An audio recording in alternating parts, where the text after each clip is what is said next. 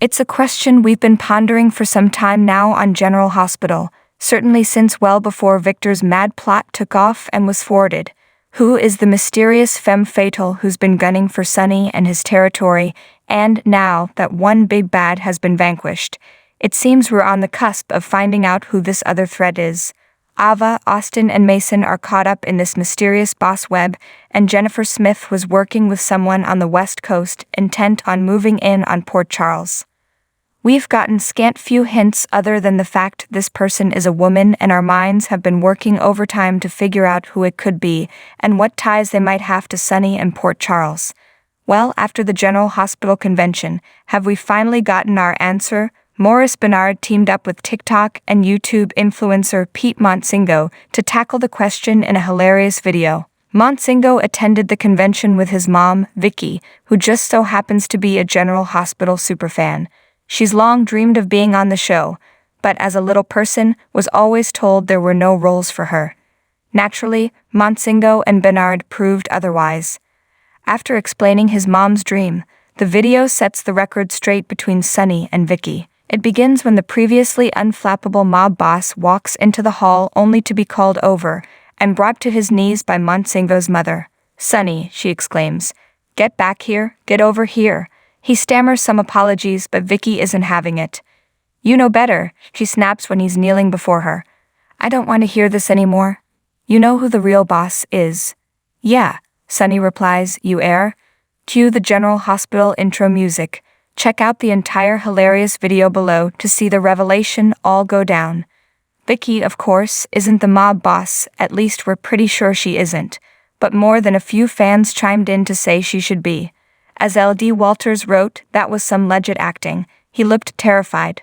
For now, we'll just have to wait and see who the Port Charles' latest threat is, but we know one person at least who's able to put the fear of God into Sony.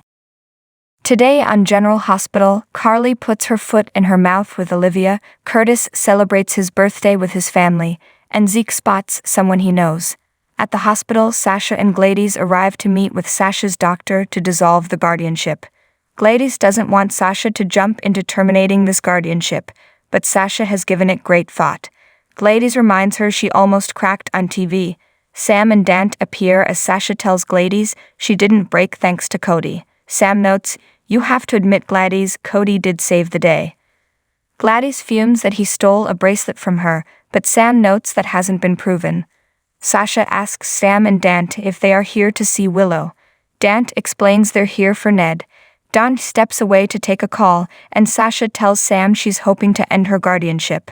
Sam thinks that is great and asks a clearly upset Gladys if she doesn't agree with this decision. Gladys says obviously Sasha becoming independent was clearly the end goal. Sam and Dante head off, and Sasha tells Gladys to stop worrying as it's time she got her life back. She's starting to feel like Gladys doesn't believe in her. Gladys swears that's not it, so Sasha asks what it is. Gladys spins it as she just cares about her and is concerned she's rushing things. The doctor appears to speak with Sasha, and Gladys learns she is not invited into today's session. Sasha speaks with the doctor, who will be giving his opinion to the court in the matter of her guardianship.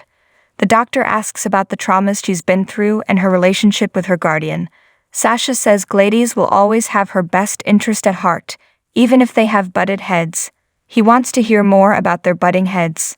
Sasha and the doctor exit the office after the session, and Sasha excuses herself for a moment. Gladys grabs the doctor, who had no idea she was Sasha's mother-in-law. She asks if he has to recuse himself, but he says that's not necessary. He hasn't seen her lately and asks if she will be rejoining Ms. Wu's game soon. Gladys says Sasha isn't the only one trying to turn over a new leaf. Brooklyn finds Olivia in the waiting room with her rosary beads. She cries she's been praying all night, but fears God isn't listening and to give her a sign. Carly shows up with coffee and says she wanted to be here for Olivia and her family. She says if she's the last person Olivia wants to see, she can leave. Just then TJ exits the room with news. Olivia asks Carly to stay. TJ explains they've put Ned under Twilight to try and reduce his brain swelling, but so far it hasn't worked. He says if they don't see progress soon, then they'll have to take him into surgery. Olivia realizes she must tell Tracy, and Leo is probably upset that she didn't come home last night. Brooklyn says she'll go home and check on things. Olivia thanks God for Drew acting quickly and saving Ned. Carly makes a comment that's true and he'll save anyone. Olivia can't believe what she's insinuating and lashes out at Carly for still believing Ned turned her and Drew in. Carly swears that's not what she meant. Olivia tells Carly that Ned only needs people here rooting for him. Carly swears she doesn't wish Ned harm and neither does Drew. Olivia doesn't need people judging her husband as this is hard enough as is, so she should go. Dante and Sam arrive, and Carly tells them she was just leaving. She apologizes to Olivia and promises she didn't mean to upset her, and that she'll be praying for her and Ned. Carly walks off, and Olivia breaks down on Dante's shoulder. She fills him in on what is going on with Ned. Sam excuses herself to take a call, and Olivia worries to Dante about all the things that could go wrong. She cries over all the time they lost bickering and disagreeing, and they will never get that time back. T returns later, and Olivia fears the worst, but he says Ned turned a corner and won't need surgery. He says they will be bringing him out of the twilight, and they are cautiously optimistic about his outcome when he wakes up. Olivia says it's about time this family got some good news. Zeke stops by the Metro Court pool, where Curtis is celebrating his birthday with Portia, Stella, and Marshall. Zeke has to run to get to some meetings but wishes Curtis a happy birthday. Trina soon arrives with a gift and tells Curtis happy birthday. He takes the gift and thanks her for coming. Stella and Marshall get their hugs with Trina in, and Stella wonders where TJ is. Curtis says he couldn't get the day off but called him. Stella was hoping to get the whole family together now that it's official. Marshall gives a toast to Curtis and how blessed he is to have him as his son. Stella also takes a moment to officially welcome Trina to the family, and they toast and drink. Stella wants to get their first family photo and goes for her camera. Trina excuses herself to use the restroom, and Stella wonders if it was something she said. Marshall takes Stella aside and says he knows she's excited about Trina, but they must do this at her pace. Stella just wanted to bring the family together and start getting over the hurt. Marshall understands, but they need to give Trina time. Marshall says once the newness wears off, Trina will want to know about them. Stella says she'll be patient, especially now that they have another girl in the family. Meanwhile, Portia asks Curtis where they stand. He notes he's moved back in. She thinks they still aren't talking, but dancing around the issues. She thinks he must be furious with her for denying him so many years with his daughter. He doesn't want to dwell on the past, and instead focus on the years to come that he has to get to know Trina. Portia asks if there is hope for them to become a real family. Curtis believes there is. Trina returns and tells Curtis and her mom she's sorry about ducking out. Curtis says this is new to all of them. He asks how Taggart is and she says he's well. Portia excuses herself to check on the cake, and Trina asks Curtis to open her gift now that it's the two of them. He opens it, and it's a macaroni photo frame. She says he missed out on years of her homemade gifts, and maybe he can put a photo of them in it. Curtis takes a selfie of them for the frame. Down in the restaurant, Jordan looks at a text to Zeke about meeting up. Zeke later appears and she asks if he can stay and talk. He says he's on his way to meet a client but suggests lunch. He says he'll call her later and leaves. Taggart stumbles off the elevator drunk, runs into Jordan, and asks her to join him for a drink. She can tell he's already had a few. She recalls Portia advising Taggart might need a friend soon. Jordan tells Taggart they should get him back to his room. In the alcove, Drew makes a call and says he's taking the future into his own hands. Later, Zeke meets up with Drew, and he has organized a deal with the SEC, but per Drew's asking, it's not finalized yet. Drew is still counting on having an ace to play. Suddenly, Zeke becomes flustered as he sees Jordan walking Taggart out. He thinks he just saw his ex-brother-in-law. Jordan gets Taggart to his room and hands him a bottle of water. She admits she knows about the DNA test. He says 1 minute he had a daughter, the next he didn't, and there is no way to get her back.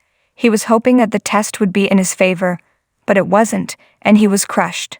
Jordan says in time he and Trina will be back to where they were before. Taggart says it's not just about him. Trina has a whole family to get to know. She reminds him that he's Trina's family too. He cries given all the mistakes he's made in his life. He always thought the one perfect thing he did was Trina, but that's not true. Jordan says he's wrong, and he made Trina who she is and nobody can take that from him. Taggart says, they already have. Jordan exits the suite and checks her phone. She mutters that she needs to talk to Zeke before he talks to his sister. Back in the restaurant, Carly meets with Drew and tells him that she opened her mouth and made things worse with Olivia. She also says if Ned stays in the hospital, then he can't help him out with the SEC charges. Drew isn't so sure and admits he found out something about Tracy. However, before he could get anywhere, that's when Ned showed up and fell into the pool. Just then, Diane calls Carly, and she relays that the feds want to arrange a meeting. Carly tells Diane to tell the feds she won't turn on someone else to save herself. Carly hangs up, and Drew asks now what do they do now. Carly says they fight like hell. Drew suggests there may be a way only one of them has to go down for this. Later, Portia catches up with Zeke in the restaurant and asks if he's ready to join them at the pool. He admits he thought he just saw Taggart, and he didn't look well, but fortunately, someone was there for him.